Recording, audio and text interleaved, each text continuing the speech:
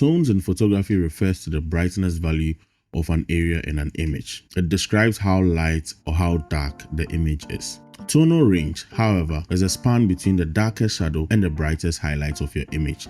There are three core zones when it comes to tones or tonal range. We can break it down into shadows, midtones, and highlights. The shadows are the dark tones where textures risk getting crushed or your details risk getting crushed. The midtones are the main body of visual information where you can find all the visual information you're looking for regarding to skin tones, color, and any tonal information. Highlights are the bright areas that define light, direction, and dimension, but also pay attention to the fact that shadows also help in this particular dimension. Where there's light, there's shadow. Color grading builds upon this because these tonal ranges influences how color is perceived.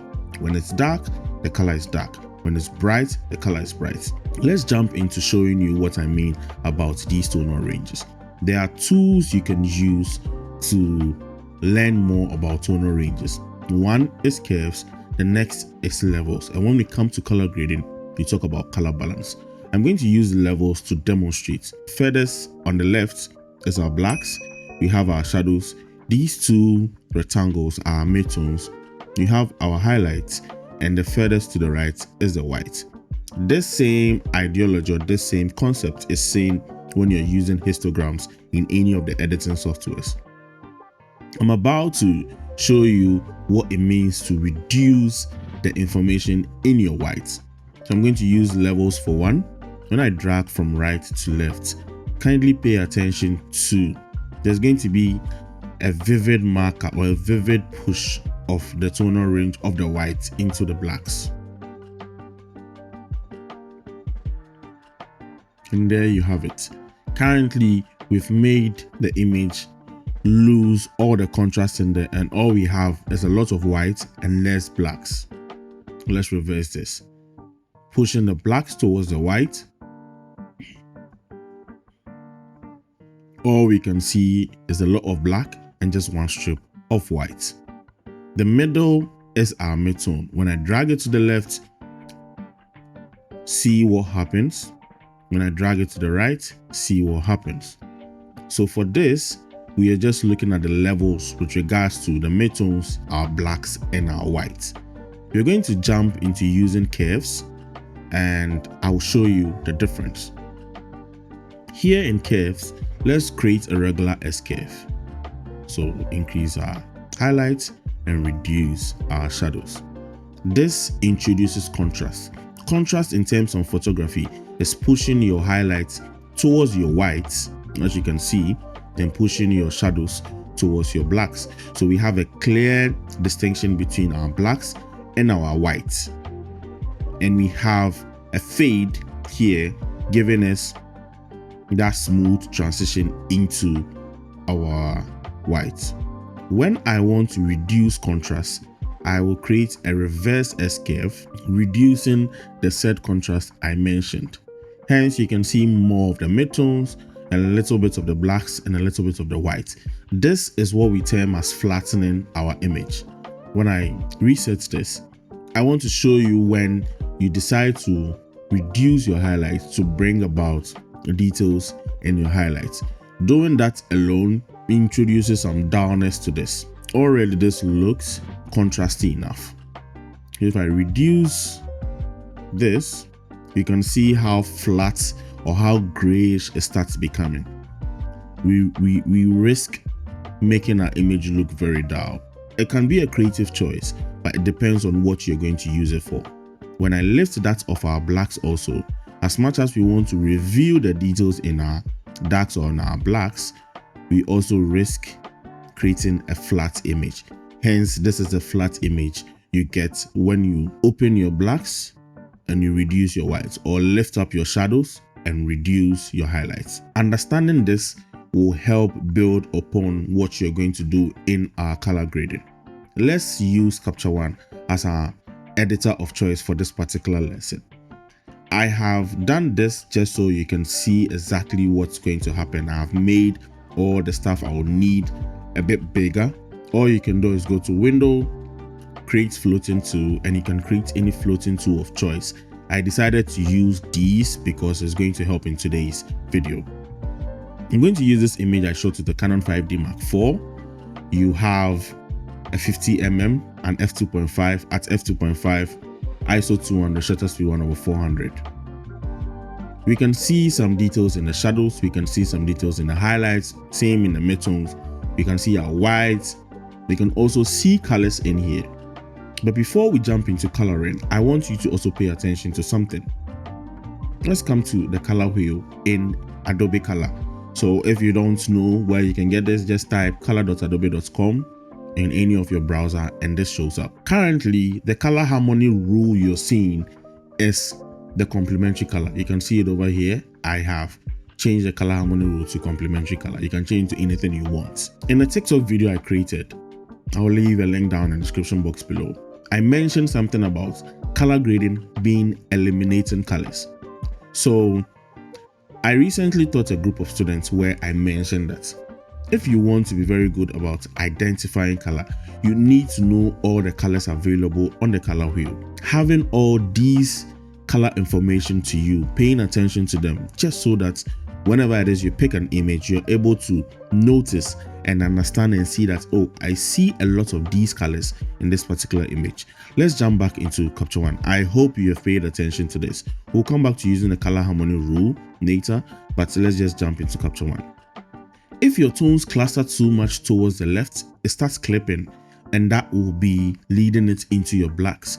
If it clusters too much to the right, it starts clipping at the right, and that will lead you into your white. So for this histogram is a depiction of what I showed you in Photoshop. We have our shadows, we have these two boxes as our midtones, we have this as our whites, as our highlights, and the far ends being our blacks and whites, like I mentioned earlier. When you hover the mouse or the cursor on your image, there's a line that shows up, an orange line on the histogram, which shows or which goes to tell you what or where it is that you're pointed. So around this area, you're looking at our shadows. Around this area, we are looking at our midtones. You can have darker midtones. You can have darker midtones, right? And we can have brighter midtones. Then we can have our highlights and obviously our whites, which obviously will be clipping. When I turn on the exposure warning, you can see where our images are clipping at. Those have lost complete details. So what I want you to understand is we're about to make sure these tonal ranges sit at a point where it will help our color grading, because like I mentioned earlier, the tones influence how color is perceived. I'm going to lift the shadows slightly because I need information in the shadow. I'm going to reduce the highlights because I need information in the highlights, right? Just to make sure we are not flattening the image, I'm going to increase the contrast a tad bit.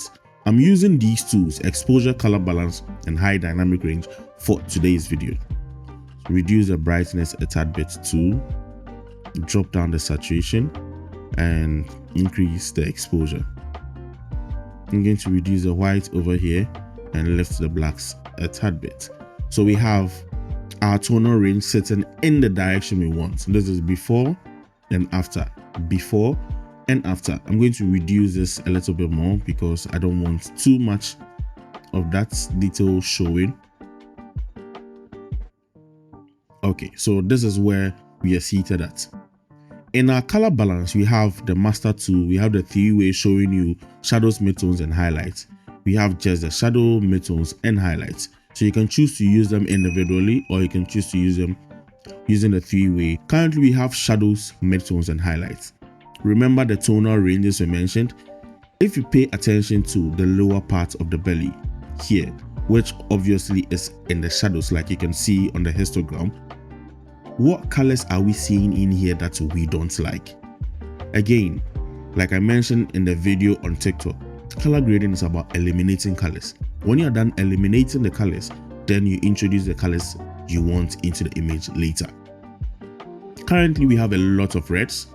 As I can see, personally from where I am seated, I can see a number of reds in our shadows. If I come here, it's also reddish. If I come here, it's also reddish. Right, so majority of this image is in the tonal range of reds. we have a lot of browns. Browns are a subset of red. So what we need to do is to make sure we eliminate red. And by eliminating red, where are we seeing a lot of the reds?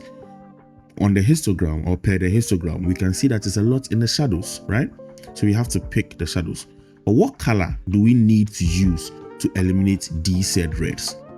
That's where I mentioned the color harmony rule comes in. I'm going to use complementary, and when I stick to these reds, I'm going to assume these are the kind of reds I'm seeing in there. The complementary color for that, or the opposite color for that, is cyan. Am I right? So let's jump back into Capture One. Let's move this all the way into our cyans. Please pay attention to what happens next after I increase the saturation of it. Before I continue, this circle over here gives you the color, the hue of the color. This is the lightness of the color. When you move it up, it brightens up.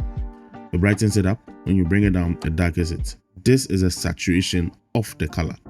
So I'm going to increase the saturation, and the more I increase, the more you see the elimination of the reds. I'm going to move it a little bit towards the green, and there we have it. So if I want to totally take away all these grungy, annoying reds, this is what happens.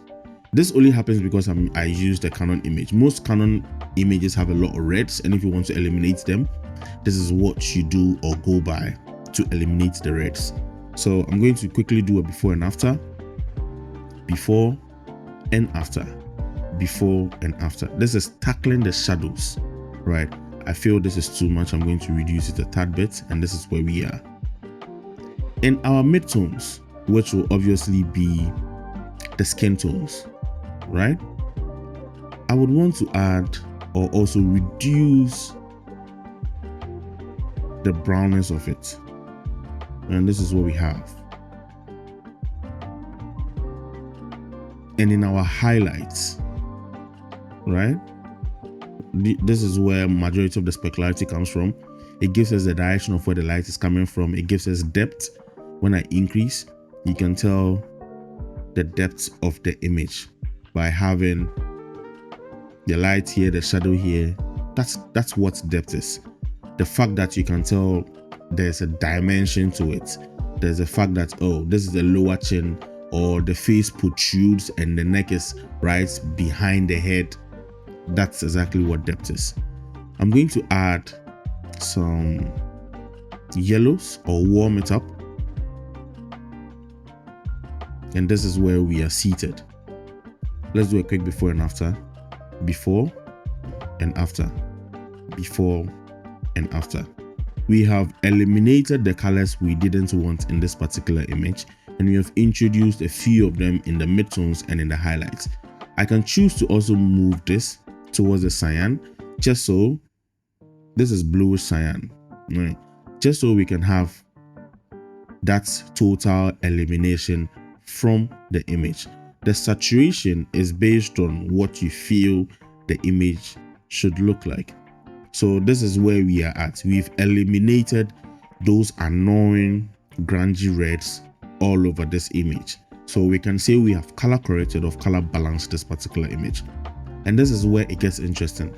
The master over here, you know what, let me run through the shadows just so that you know they don't stand alone. It's literally what I did in the theory. So in the shadows, you can see midtones, you can see the highlights, you can see what we did.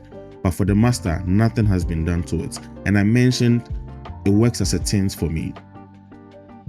As far as I've removed the colors I don't want, which was the very grungy reds that were sort of disturbing to me, now I can add some oranges to this, right?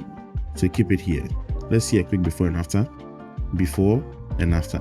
See how we've moved from how ugly these reds look. And mind you, some people love this, and I can't dispute that fact. It looks good too, but it can be better. Before and after.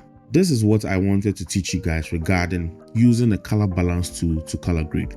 There are more tools that can be used to elevate this particular image. I wish this video wasn't that long, but thank you so much for staying with me. Thank you so much for watching today's video. Make sure you subscribe, like, and share like I mentioned earlier. And I will see you in the next video. Peace.